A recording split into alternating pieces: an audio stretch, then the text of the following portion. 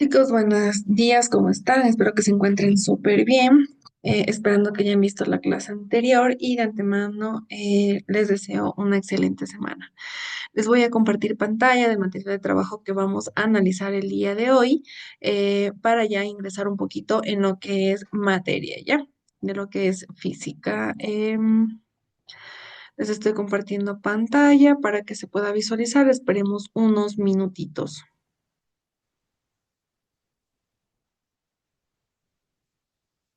Listo, chicos. El día de hoy vamos a ver y a continuar con lo de la clase anterior. Si recuerdan que nosotros habíamos visto unos subtemas de los cuales dijimos que íbamos a tratar esos subtemas, entonces nos faltaban como uno o dos más o menos. Vamos a ver lo que es geometría y trigonometría.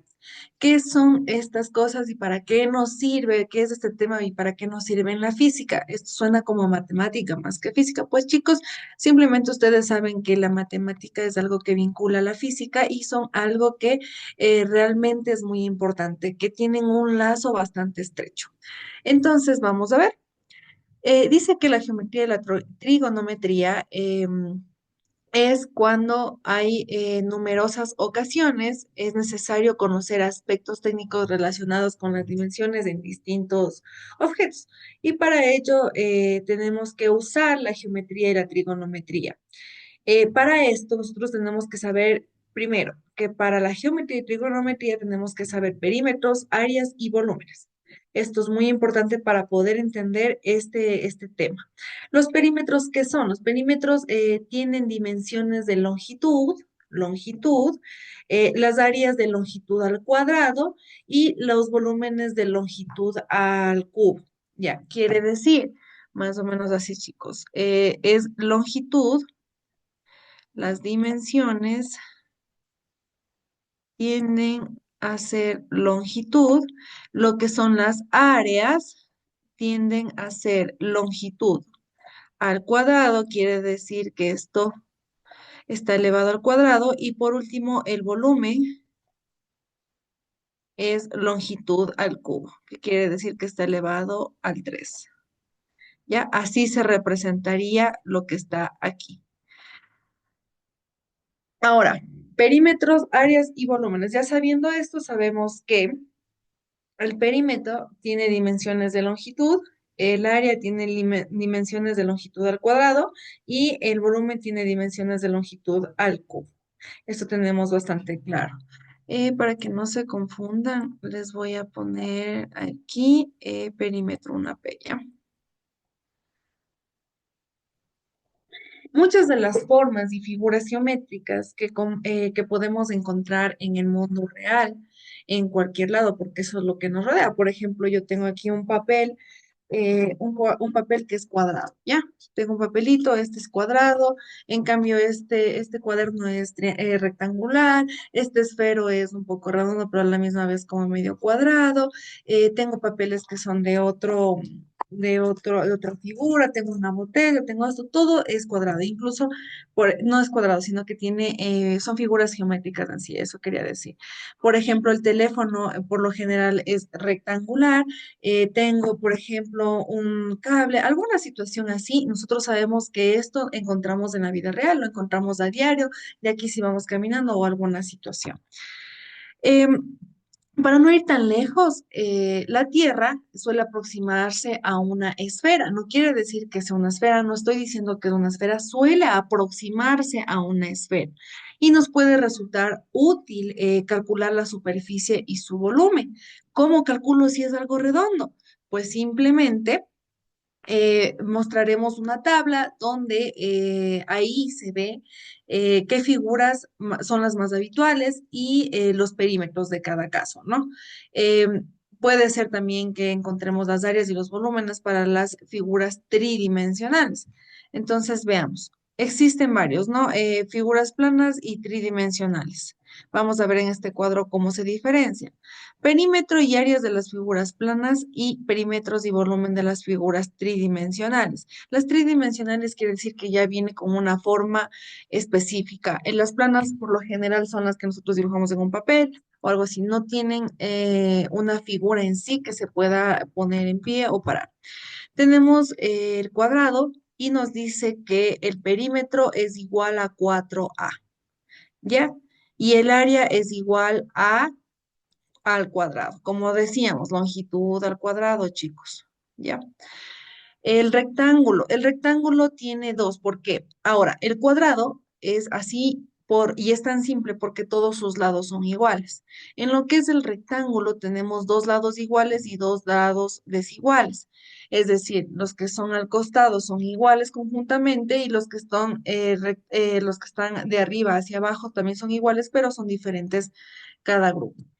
Y este ya viene que el perímetro es 2A más 2B y el área es de AB, ¿ya? Porque tiene dos dimensiones distintas.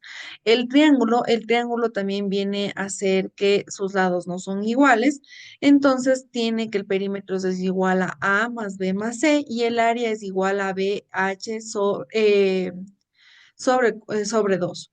El círculo aquí nosotros necesitamos el radio, pi y radio, para nosotros poder calcular lo que es el perímetro y el área. El perímetro es igual a 2 por pi por radio y el área es igual a pi por radio al cuadrado. ¿Recuerdan qué era pi? Ya, ese numerito pues lo vamos a utilizar en el círculo. En lo que es el área y volumen de las figuras tridimensionales, tenemos el cubo o el prisma rectangular, tenemos la esfera, tenemos el cilindro y tenemos el cono. Eso nosotros también podemos haber visto en la escuelita, pero estamos recordando, recuerden eso. En el cubo y el prisma rectangular tenemos que el área es 6a al cuadrado, el área también es igual a 2 por AB más BC más AC. Y lo que es el volumen es A al cubo o también representado por un A por B por B por C. En la esfera tenemos que el área es igual a 4 por pi por radio al cuadrado y el volumen es igual a 4 pi por radio al cubo sobre 3. Ya, recordemos. El cilindro es un área de 2 por pi por r y todo eso por h más radio.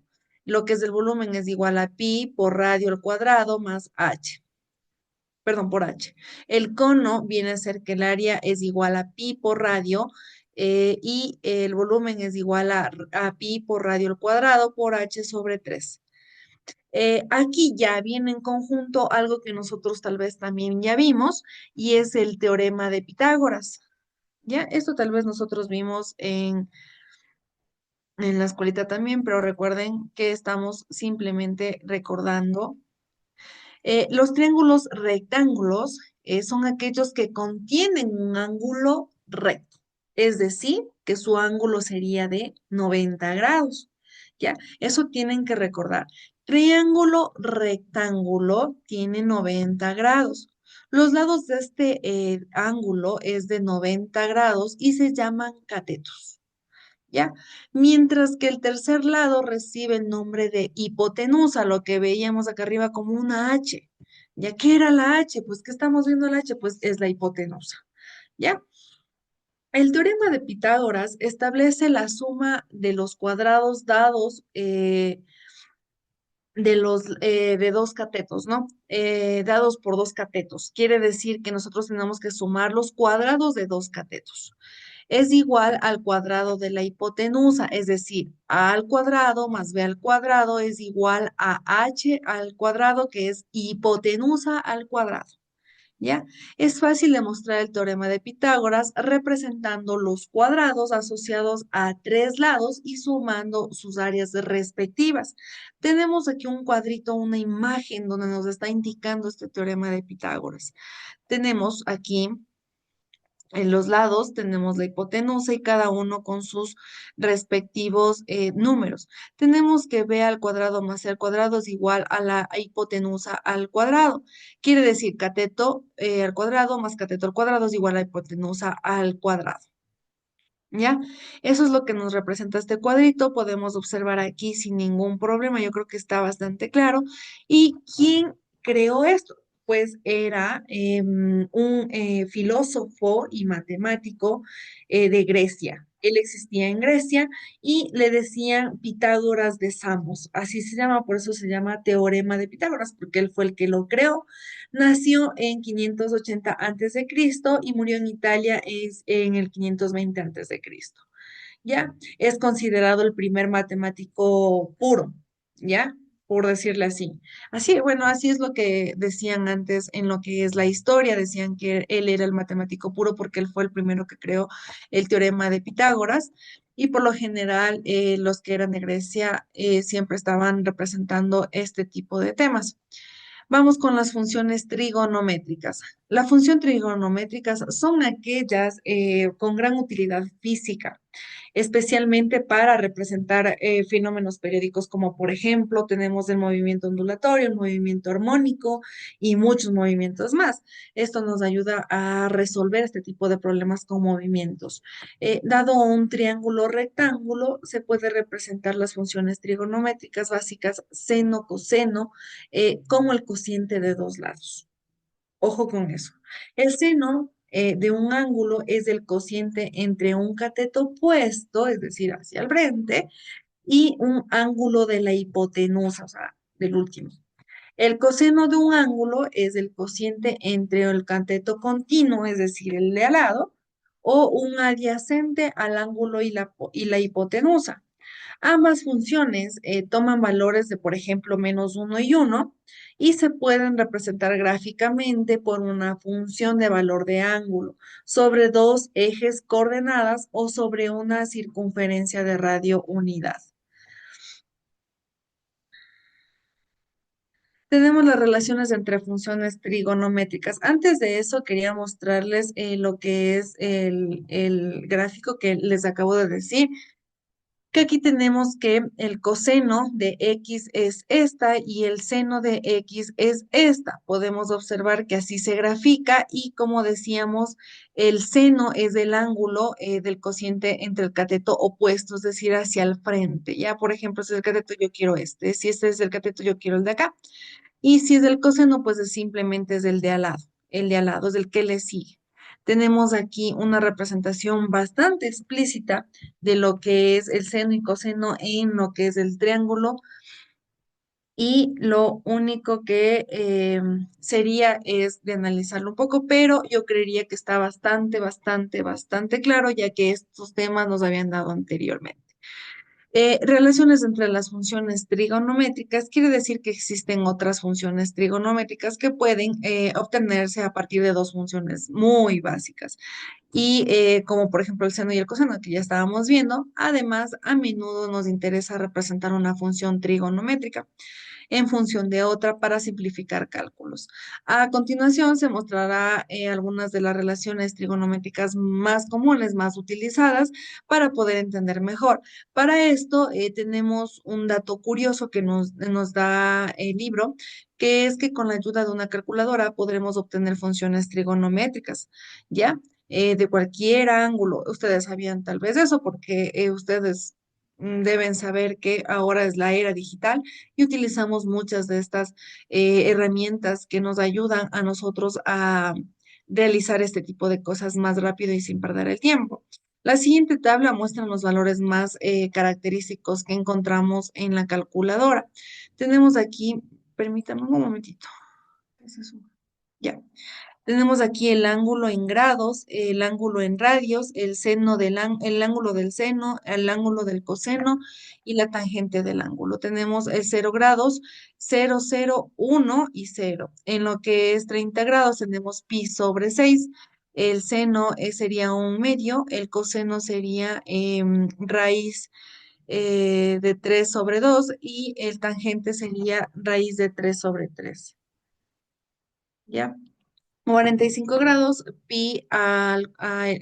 sobre 4 raíz cuadrada sobre 2 raíz cuadrada sobre 2 y 1. En 60 grados sería pi sobre 3 y el seno sería raíz cúbica de 2. El coseno sería un medio y el tangente sería raíz de 3 sobre 2. 90 grados sería pi sobre 2. 1 el coseno cero y la tangente menos. En 180 grados solo sería pi en lo que es del radio, el seno en ángulo sería cero, el coseno sería menos uno y la tangente cero. Eso nos da la tabla, lo que ellos han sacado con la calculadora.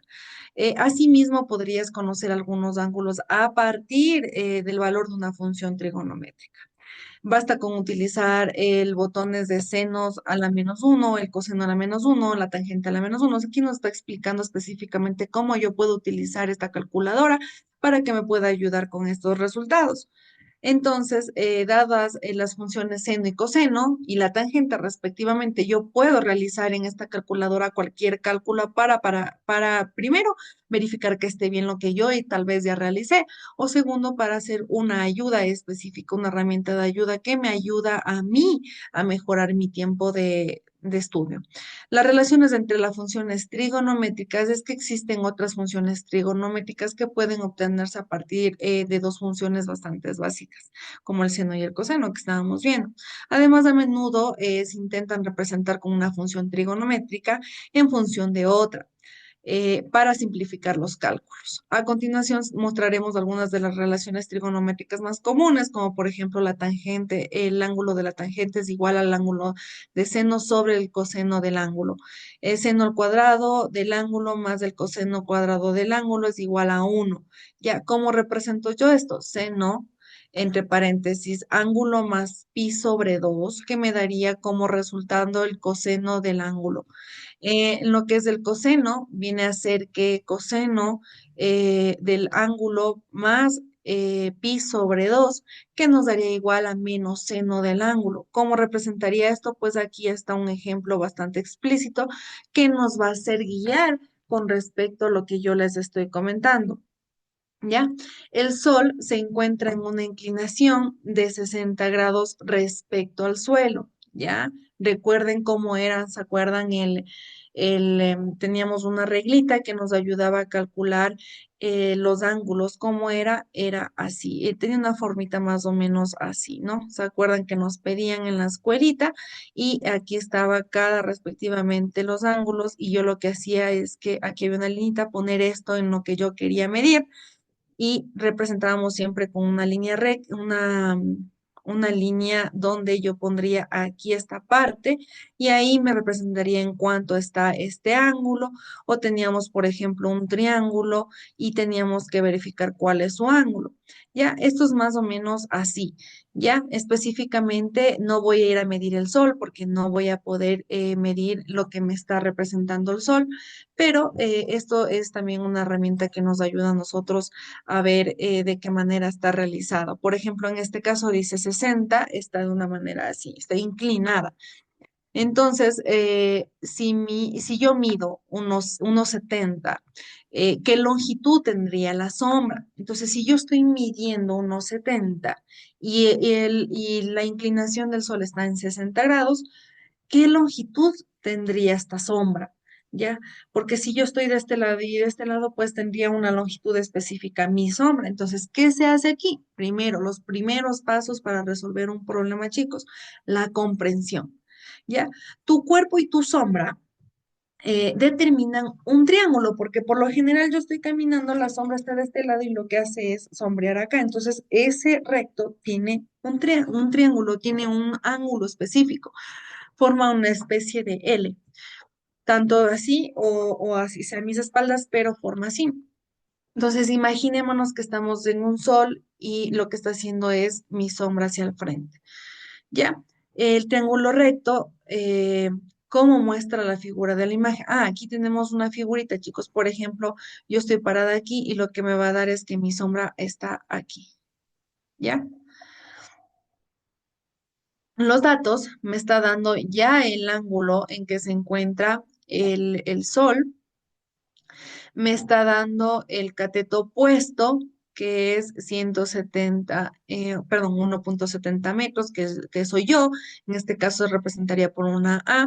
Entonces ya tenemos estos dos datos. ¿Qué hago? La resolución del problema. ¿Qué voy a utilizar aquí? Pues lo que acabamos de ver, funciones trigonométricas. ¿Ya? ¿Qué voy a hallar? La longitud, porque aquí tengo una pregunta. ¿Cuál es la pregunta? ¿Qué longitud tendría la sombra? Entonces, ¿cuál es para yo resolver este problema? Simplemente tangente de el ángulo es igual a A sobre S. O también S es igual a A sobre tangente del ángulo. ¿Por qué? Porque me está pidiendo que la sombra sea en S. Ahora, voy a reemplazar. Aquí tengo una, ¿cuánto valía la A? 1,70 metros. ¿Cuánto valía el ángulo de la tangente? 60 grados. Entonces me sale 0,98 metros. ¿Ya? Verifiquémosle en lo que es la calculadora para saber que estamos correctamente realizando la actividad.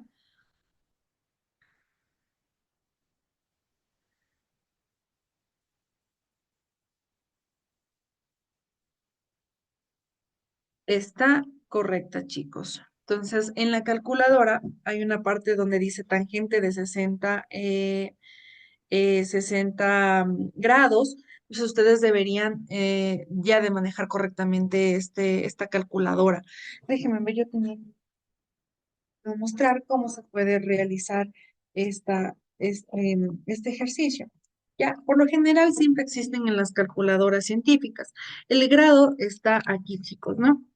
El grado tenemos aquí, y pueden observar.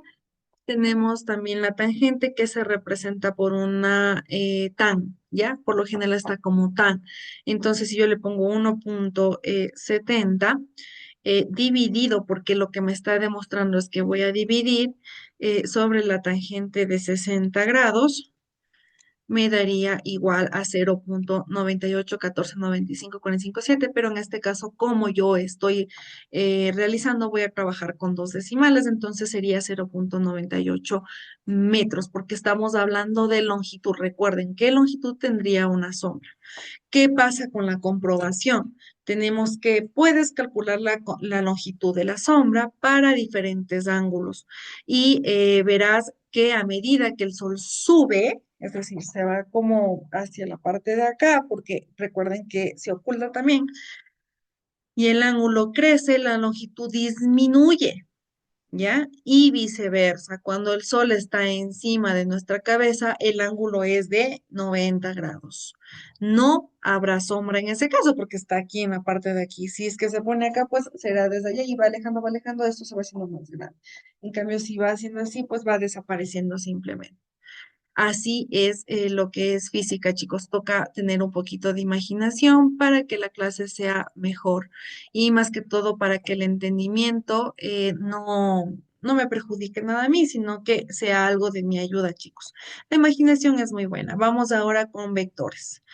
¿Qué pasa con los vectores? Los vectores son utilizados en disciplinas científicas como la física para representar a grandes magnitudes, para las que se debe especificar una dirección y un sentido, ya del desplazamiento, de la velocidad, de la aceleración, de la fuerza. Tiene que haber de ley una dirección, hacia dónde estoy empujando, hacia dónde estoy yendo y un sentido. Por ejemplo, estoy yendo de aquí todo recto, de aquí me voy a girar hacia acá. Todo eso nosotros tenemos que ver con vectores. Ahora, para ver lo que es un vector, tenemos que saber qué es el módulo de un vector. El módulo de un vector se calcula como la raíz cuadrada de la suma de más componentes cuadrados. Ya tenemos un ejemplo, aquí nos dice el módulo de un vector es igual a la raíz del vector 2 sobre 1 más vector 2 2 más vector 2 3 más vector 2 4. Ojo, me está diciendo que es la suma de componente cuadrado. Quiere decir que va a estar elevado siempre al cuadrado, al 2. Vamos con las magnitudes vectoriales. Como ya sabemos una magnitud, permítame un momentito, ¿ya? Como ya sabemos, una magnitud física es una propiedad de un sistema físico que puede ser medible, ¿ya? Cuando las magnitudes llevan asociada una dirección concreta en sí, hablamos de una magnitud vectorial. En el plano se representa como los vectores con dos componentes y un espacio como vector con tres componentes. Si al contrario, las magnitudes físicas se representan únicamente como una cantidad que no tiene dirección determinada, como la masa o la temperatura, porque eso no sabemos nosotros qué dirección va a tomar, si se va a ir recto, si es que va a estar aquí, si es que no. Entonces, por eso no tienen una magnitud física específica. Como la masa o la temperatura, hablamos de magnitudes escalares, ¿ya? La posición de una magnitud vectorial para definir un espacio tridimensional se debe representar con tres componentes especiales. Radio es igual a X, Y, Z. Otros ejemplos de magnitudes vectoriales son las siguientes, por ejemplo, la velocidad, velocidad X, velocidad Y, velocidad Z, o la fuerza F de Fx, Fy, Fz. Ya, así se representan los componentes. Ahora, sumamos dos vectores representándolos de tal forma que el origen del segundo coincida con el extremo del primero. ¿Ya? Y trazaremos una resultante que vaya del origen desde donde yo empecé, al primer del extremo del otro lado. ¿Ya? Entonces, este procedimiento equivale a la regla para el lelogramo, ¿no? Representa los dos vectores con un origen común en sí, ¿no? O sea, tienen que tener algo en común para yo poder hacer este tipo de trazos. Trazamos los dos mismos vectores, empezando del extremo del otro vector y obtenemos un paralelogramo cuya diagonal es el vector resultante de la suma. ¿Ya? También podemos restar. Permítame un momentito. También podemos restar vectores mediante su representación gráfica. Para ello operamos de la misma forma que la que sumamos, teniendo en cuenta que ahora el vector que restamos irá en el sentido opuesto. Las operaciones con vectores. ¿Qué pasa? Al igual que las otras magnitudes, podemos efectuar operaciones con magnitudes vectoriales. A continuación recordaremos la suma, la resta, el producto de un vector por un escalar y el producto escalar de vectores. Ya, al momento que yo digo por un vector escalar, eso es multiplicación. Primero, la suma de vectores. En el vector cuya componente resulta de una suma primera, segundas, los componentes de cada vector. Por ejemplo, aquí tenemos la suma de un vector U1, U2, vector B1, B2. Entonces, si yo voy a sumar estos dos, por ejemplo, U más B es igual a U, a ver, les voy a poner así, esta U se va a sumar con esta U que tienen algo en común que son 1. Esta U con este B2 que tienen en común el 2. Entonces, así se sumaría. Quedaría como resultado de esta manera. Pongamos un ejemplo. Si yo tengo aquí 1 es igual a, por ejemplo, U 1 más, a ver, aquí les voy a poner. U uno más, perdón, U2 y U3, ¿ya? Y acá tendría A1, A2 y A3, que haría A1 con A1, B2 con A2, U3 con B3. ¿Ya? Así se haría esta explicación, esta suma de vectores, ¿ya? Vamos con la segunda, que es la resta de vectores. ¿Qué pensarían que es aquí? Pues simplemente lo mismo, a diferencia de que yo no le voy a poner un más, simplemente le voy a poner un menos y voy a restar. Lo mismo, U1 menos B1, U2 menos B2. ¿Cuál es un producto de un vector por una escalar? Veamos, ¿qué tengo que hacer aquí? Pues simplemente tendría que multiplicar y unirles. Da como resultado un vector de la misma dirección que el primero, pero con un diferente módulo, según las magnitudes de escalares. Si el vector es igual a B1 por velocidad 2, entonces quedaría que K por B es igual a K por B1, K por B2. Así se representaría el producto de un vector, que es una multiplicación. El producto escalar de vectores da como resultado un escalar que se determina mediante el producto de las primeras componentes de cada vector, más el producto del segundo. ¿Cómo haría eso? Pues U es igual a 1 por B1 más U2 por B2. En este caso multiplicaría y sumaría. ¿Qué? Los dos juegos más los dos juegos. En este caso, U1 por B1 más U2 por B2. Yo creo que está bastante explícito esto, chicos. Vamos con la relación con los sistemas de referencia. Un sistema de referencia es una convención que nos permite sustituir al objeto del espacio y el tiempo asignándole unas coordenadas. El plano de forma generalizada, un sistema de referencia está formado por un punto fijo o una base de dos vectores llamados vectores base. Lo más común y práctico es usar como base de los vectores que se encuentran sobre los ejes de coordenadas cartesianas y que tengan un módulo de unidad. Estos vectores se representan con la letra I y una flechita en la parte de arriba. Si está situado sobre el eje X y J, si lo está sobre el eje Y, en el espacio tridimensional se usa también el vector K sobre el eje Z. Veamos aquí. X y Y. Tengo aquí J cuando es y I cuando es X. Ya aquí tengo el cero. Está clarísimo aquí, ¿ya? Igual que los dos vectores pueden sumarse, obteniéndose un vector resultante, un vector A también puede descomponerse según los ejes y obtendremos entonces los componentes de vector A por vector X, A, y A, Z, también conocidos como proyecciones sobre los ejes del sistema de referencia. Las coordenadas de un punto de un sistema de referencia son los componentes de un vector de composición del punto en este sistema. Tenemos un ejemplo bastante claro. Permítame un momentito.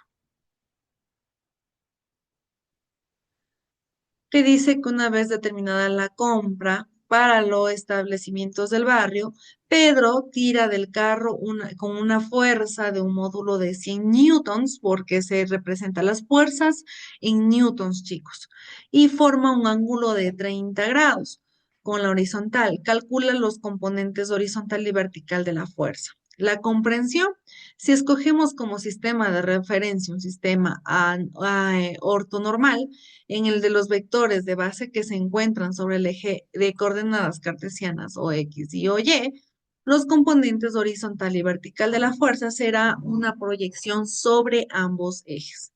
Los datos que tengo de datos, pues voy a verificar, tengo el ángulo de 30 grados, tengo la fuerza del módulo de 100 newtons y la resolución sería que voy a utilizar f de x, que es la fuerza, y f de y, que es la fuerza. En el f de x voy a utilizar coseno del ángulo y en el f de y voy a utilizar el seno del ángulo, que al reemplazar me daría que 100 newtons por cosenos de 30, lo mismo calculadora.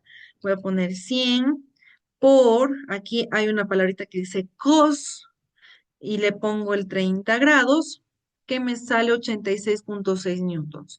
En el seno me va a salir sen igual, ¿no? No, perdón, en este caso yo tengo como sin en la calculadora, entonces yo le pongo 100 por sin de 30 grados. Ojo, al momento que yo voy a poner coseno o seno, yo no le pongo el por, sin por 30, no, simplemente sin por perdón, sin 30 grados, de esta manera. No sé si se puede observar bien, chicos, pero de esta manera se pondría lo que es en este caso, la actividad, cómo se utilizaría la calculadora en este caso.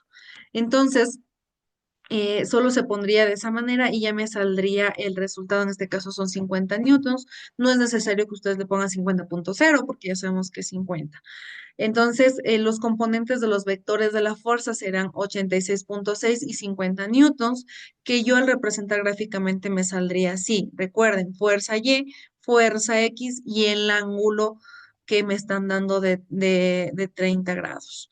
La comprobación es que tenemos que fijarnos que el vector y sus proyecciones forman un triángulo rectángulo, ¿ya? Como podemos observar aquí, ya está formado un triángulo rectángulo y es lo que mi comprobación sería que está súper bien. Tengo también, podemos aplicar el teorema de Pitágoras, que es f al cuadrado más f al cuadrado, que son las dos fuerzas al cuadrado, tanto de x como de y, que sumaría y me tendrían que dar 1 por 10 a la cuarta. Ahora, recuerden que la otra clase tendremos un contenido más explícito, ya entraríamos al módulo 1 que es el movimiento. Entonces, por favor, si ustedes necesitan una clase adicional sobre esto, pues ustedes tienen muchos videos en internet y podrían irse respondiendo cada una de estas preguntas o ir verificando el contenido para la otra clase para que estén preparados. Si en caso no, pues simplemente esperaríamos a que entremos a esta clase y estemos todos bien, chicos. Eso es con respecto al día de hoy. Espero que esté súper claro, súper explícita la clase, súper entendida para que puedan realizar también las actividades de esta semana y que les vaya súper, hiper bien, chicos. Nos veríamos la próxima clase y por favor vean con tiempo y las veces que necesiten este video para resolver cualquier duda y pregunta que tengan. Nos veríamos la próxima clase. Chao, chicos.